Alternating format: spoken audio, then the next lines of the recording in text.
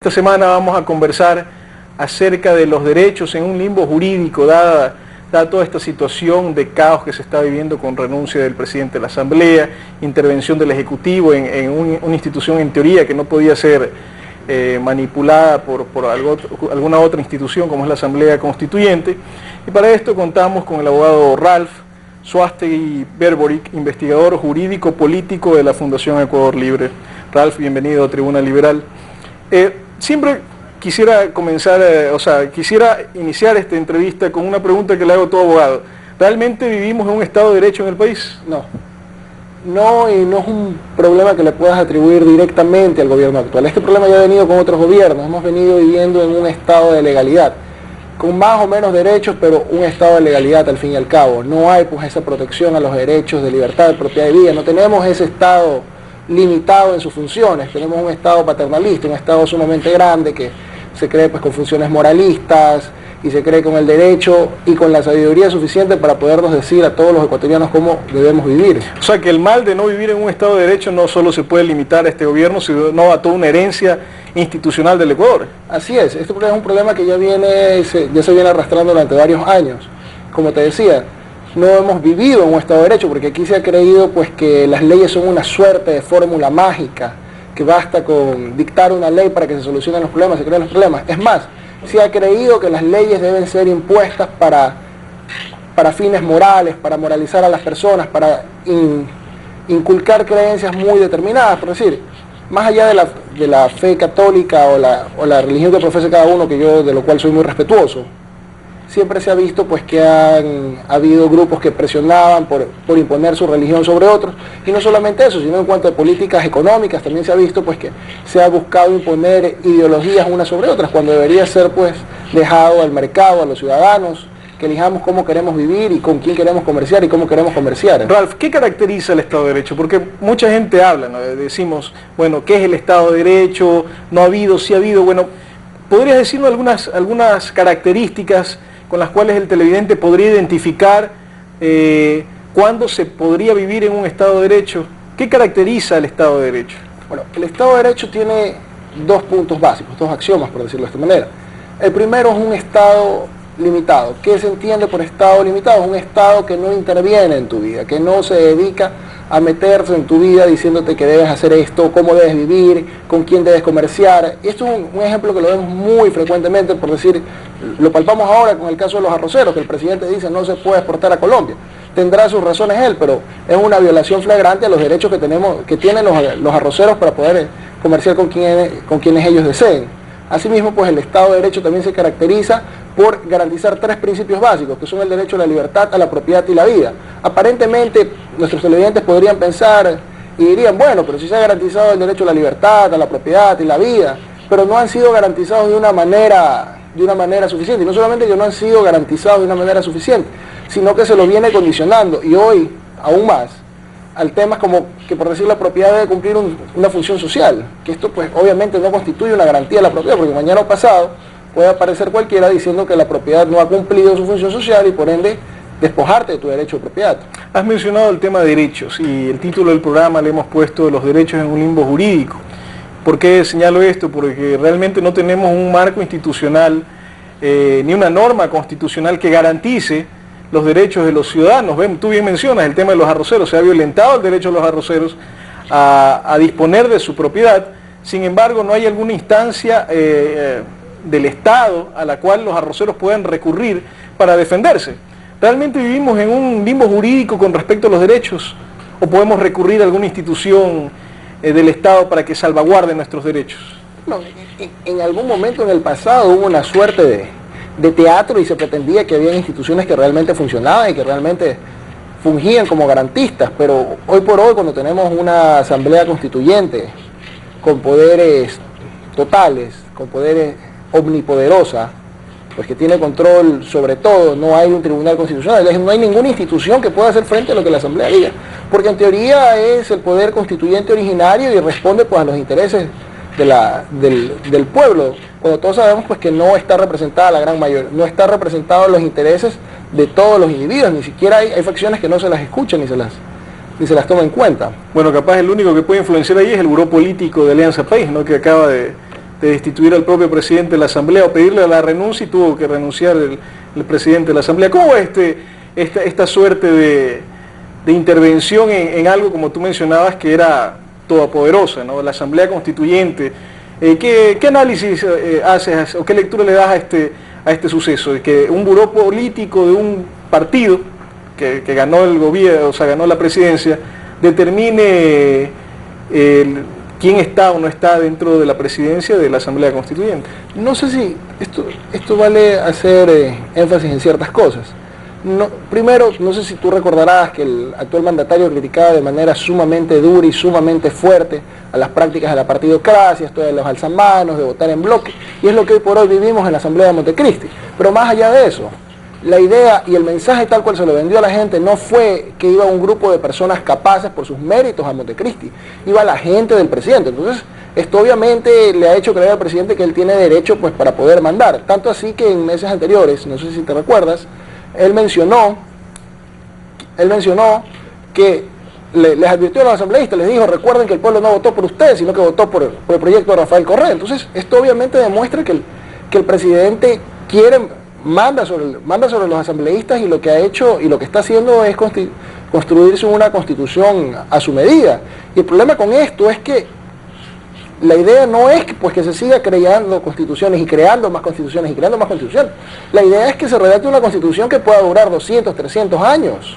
¿Y qué características debe tener una constitución que dure 200 y 300 años? Bueno, en mi criterio debe ser una constitución muy limitada. Esta constitución que hoy por hoy tenemos pues garantiza derechos, ha incurrido en el error de querer reconocer toda libertad posible, y esto ya lo veíamos, esta discusión ya se veía pues de los días en que se redactaba la Constitución norteamericana, de que no es posible incluir todos los derechos porque esto significaría dejar afuera ciertos derechos.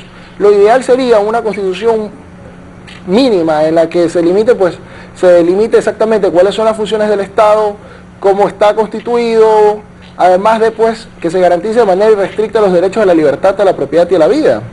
Y estas son cosas que actualmente no se están poniendo en práctica en la Constitución que está haciendo la Asamblea Constituyente. Mira, aparentemente se lo viene haciendo, haciendo una comparación con la Constitución del 98, que nos regía porque nadie sabe. En relación a la Constitución que se está redactando en Montecristi, tú puedes darte cuenta que se trata de ser una Constitución más garantista en cuanto a las libertades, pero a la vez cae en el error de ser más lírica. O sea, empieza el derecho a la alimentación, sí, muy bonito, las personas tienen derecho a la alimentación si así lo escogen, pero tú no lo puedes garantizar vía Constitución. La Constitución no es para enunciar todos los derechos, como ya lo decía. Y retomando el tema de tu pregunta, respecto a que si se está garantizando, bueno, la propiedad, la vida se garantiza, la libertad no se está garantizando. El tema de los medios de comunicación incluso están sujetos ya a censura previa por parte del Estado en ciertos temas. Se prohíbe pues que se acumulen medios de comunicación, es decir, si alguien quiere tener dos medios de comunicación, uno de prensa escrita y otro de prensa visual, pues no podría. Asimismo, en este sentido, la propiedad que supuestamente está garantizada no se la garantiza de una manera irrestricta, sino que se la sujeta a una serie de condiciones que al final del día lo que hacen es pues que ésta quede sujeta a los caprichos de los gobernantes de turno, y no solamente del Ejecutivo, sino del Legislativo y de las administraciones seccionales. Entonces todo esto te genera también un caos. Y justo lo que mencionabas de lo lírico, uno cuando lee la introducción de todos los textos que tienen estas personas, bueno, suenan muy lógicos y muy coherentes, ¿no? El problema está cuando vas un poco más abajo, por ejemplo en el tema de la autonomía. O sea, hablan perfectamente de la autonomía, de la desconcentración. Sin embargo, cuando uno ve en la práctica, los artículos que se están tratando de aprobar son un caos, ¿no? En el caso de la autonomía, por ejemplo, te subordinan los intereses políticos que puede tener un Congreso Nacional o una Asamblea Constituyente o una Asamblea Nacional, que terminan siendo exactamente los mismos, está subordinado el deseo del pueblo en una votación a los intereses. ¿Por qué? Porque si un pueblo determina y dice queremos ser autónomos, una región, pues tiene que estar previamente después ser aprobado por el Congreso Nacional de turno. Entonces no tiene sentido un gobierno que promueve la democracia directa, está en el articulado, en la práctica de lo que se quiere aprobar con los textos, diciendo todo lo contrario. No, indudablemente, concuerdo plenamente con lo que tú dices. A pesar de que aparentemente, líricamente, se consagran las autonomías, pues en la práctica no hay esto. Es un neocentralismo, como lo llamaba alguien, en alguna entrevista. Aparte de esto, yo creo que el problema más grave de todo esto radica en la concepción de democracia que tienen las personas. Han venido a creer pues que democracia es simplemente ir a votar y poder decidir sobre cualquier tema. O sea, no lo es. La democracia viene a ser un medio para la toma arbitrada de decisiones, pero decisiones dentro de un marco dado, ese marco que te da la Constitución. Y en esa Constitución se encuentran recogidos principios que son inherentes al ser humano, como son libertad, propiedad y vida. O sea, por mucho que nos reunamos los ecuatorianos y votemos para despojar de un bien a la persona X, no lo podemos hacer porque es atentatorio a los principios básicos que debe garantizar un Estado. Ralph, terminamos el bloque anterior donde describías esta deformación al concepto de democracia que parece que tenemos en el país, o que parece que nuestros gobernantes tienen en el país, en los cuales muy probablemente nos podría llevar a la tiranía de las mayorías, algo que ya muchos tratadistas han mencionado. ¿Cómo ilustrar a los televidentes qué realmente significa la democracia y cuál es, hasta dónde puede llegar el Estado, ¿no? O sea, realmente hasta dónde puede llegar el Estado para regular un conglomerado social? Tenemos que partir, yo pienso que aquí hay que ser muy claros y muy puntuales. Tenemos que partir primero que nada entendiendo pues que el principio básico de donde parte el Estado es la libertad, la propiedad y vida de los individuos. De ahí que el campo de acción del Estado sea garantizar estos derechos. Es decir, el Estado pues no puede ir más allá, no puede violentar los derechos de personas individuales sobre pretexto del bien común o del bienestar de la mayoría.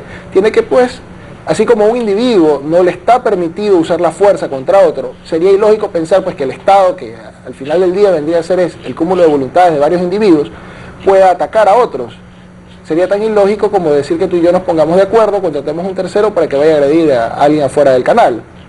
Volviendo al tema de la democracia, ¿qué es la democracia? Bueno, la democracia, como lo decía, es un medio, es un sistema que permite la toma arbitrada de decisiones, pero no es el fin en sí. Yo pienso que el fin debería ser la república, las instituciones per se, un Estado fuerte. Y pues obviamente un Estado sumamente limitado, donde pues sus funciones se limiten a ser garantistas y a la prestación de aquellos servicios más básicos, algo así más o menos como lo que describía el economista francés Frédéric Bastiat, reservarlo para aquellas cuestiones pues que no se pueda, en las cuales los privados no hayan tomado lugar.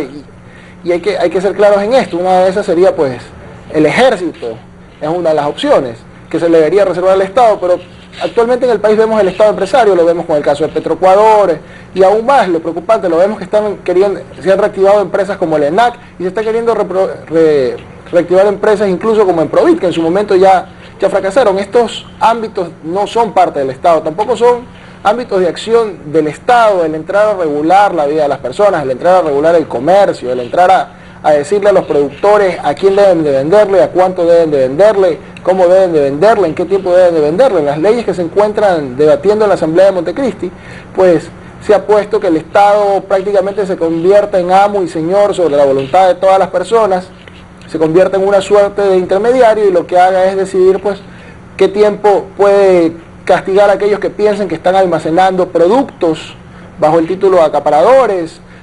Tiene la facultad, es más, tiene la obligación de las cadenas de distribución, tiene las facultades para censurar a aquellas personas. Parece que vivimos en una suerte de amnesia colectiva, ¿no? En el sentido de que todo lo que tú has mencionado, como bien dijiste, ya lo vivimos, esta reactivación de empresas públicas que fracasaron por ineficientes y por inoperantes, y generaron mucho más mal que bien a la sociedad ecuatoriana, y a pesar de todo eso, se sigue impulsando que se reabran. ¿Cómo explicar este fenómeno? Sobre todo cuando tú mencionabas el tema de respeto a la propiedad, respeto a los derechos, y vemos que los ejemplos que nos dan los países en Sudamérica, no es coincidencia, ya en otros programas lo hemos mencionado, no es coincidencia que los tres países que menos crecen en la región sean Ecuador, Venezuela y Bolivia. Los tres países que menos inversión extranjera les llega es Ecuador, Venezuela y Bolivia. Los países que más inflación tienen son los tres mencionados. No es coincidencia. ¿Cómo avanzar en este tema de decirle a la población, al ecuatoriano en general? Porque esto tiene que trasladarse en beneficio directo al ecuatoriano en general, ¿no? porque decir vamos a modificar una constitución que esté un vigente Estado de Derecho, si no se permea al conjunto de la sociedad, pues pierde popularidad y da espacio para que lleguen los demagogos, los politiqueros de turno, que aprovechan ese descontento o esa frustración del pueblo ecuatoriano para poder llegar e implementar cualquier tipo de barbaridad de política pública, ¿no? Yo pienso que este tema pasa por dos aristas. La primera es la concepción que tiene la gente de que tener ganancias es malo. Eso se ha hecho creer, se ha vendido la idea pues de que yo solamente puedo ganar si otro pierde, y no es así. El capitalismo, la economía de mercado tiene virtudes sumamente grandes, y una de ellas pues es justamente ser de uno de los sistemas más justos, no solamente porque te premia mediante el esfuerzo, sino porque permite la innovación. Es verdad, yo realizo un acto de comercio, realizo una producción, invento algo basado en mi interés, en mi deseo personal, pero a la vez lo hago pensando qué necesidades de un tercero puedo satisfacer. Y este tercero obviamente gana porque adquiere un producto que antes no lo tenía y que en ciertos casos ni lo conocía siquiera. Entonces es esta cuestión de entender que no es que el tener ganancias sea malo.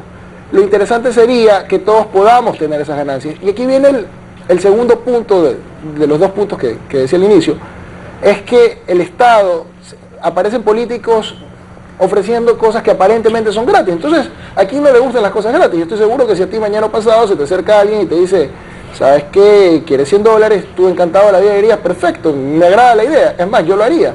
Pero es aquí justamente donde radica el problema, porque nada es gratis. La gente no termina de entender que el Estado no es que crea dinero o que tiene alguna fórmula mágica o una varita mágica para crear dinero sin que nada se afecte. El dinero, pues en este caso sale del bolsillo de los contribuyentes, es dinero que le están sacando a ellos mismos. Entonces, no hay algo así como gratuidad por parte del Estado. Y es más, esto podría ser más eficientemente administrado en manos de los particulares, como tenemos el caso de Chile, donde los fondos de inversión, los fondos de pensiones, han sido un ejemplo exitoso de cuáles son las opciones para poder invertir en fondos de retiro privados. Mientras que aquí vemos pues, los jubilados haciendo marchas cada 3-4 meses pidiendo aumento de pensiones o quejándose porque no les pagan. ¿Cuál tú crees que es el modelo de desarrollo que están implementando en la actual constitución en Montecristi? ¿Qué caracteriza a ese modelo de desarrollo que están promoviendo los del gobierno de turno? Mira, yo no sé si sea justo hablar de un modelo de desarrollo, me atrevería a hablar de un modelo de subdesarrollo, porque esto es un conjunto de políticas marxistas, neomarxistas, socialistas, que han sido recogidas y que han sido implementadas ya en otros países y han fracasado rotunda y estrepitosamente. Entonces, hoy por hoy se las plantea aquí como ideas nuevas que se plantea aplicar. El centro de este modelo, por decirlo de alguna forma, es el Estado. El individuo tiende a desaparecer. Lo que se crea es un Estado sumamente poderoso. Es más, se ve al Estado como motor de la inversión, como motor de la creación de riqueza en la nación. Aparte que también va cargado de cierta xenofobia, un rechazo hacia todo lo que sea extranjero. Y el caso más palpable de eso es en la propuesta de articulado que ha presentado la mesa número 6 de la Asamblea. En el capítulo de la producción, ellos hablan de dar un trato preferencial a la inversión nacional sobre la inversión extranjera, cuando en la práctica no existe ninguna diferencia. Si todos sabemos que por lógica económica se necesita inversión para que una economía pueda desarrollarse. Y si esta viene pues de Hong Kong, o viene de Guayaquil, o viene de Nueva York, o viene de Quito, es indiferente mientras produzca los resultados y el beneficio esperado para la sociedad ecuatoriana.